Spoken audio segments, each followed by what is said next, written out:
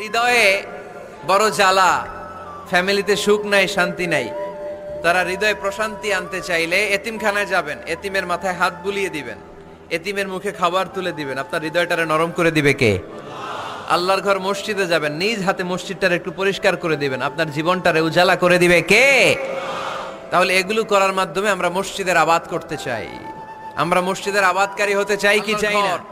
মসজিদ আবাদ করার মতো শ্রেষ্ঠ কাজ পৃথিবীতে হতে পারে না। এই মসজিদের কিছু আদব আছে, আল্লাহ রাসূল সাল্লাল্লাহু আলাইহি ওয়াসাল্লাম বলেছেন এই আদবগুলো মেনটেন করে যেন আল্লাহর ঘর মসজিদের সাথে আমরা ব্যবহার করি।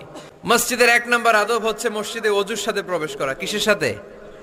ওযু করে পরিচ্ছন্ন হয়ে মসজিদে প্রবেশ করা।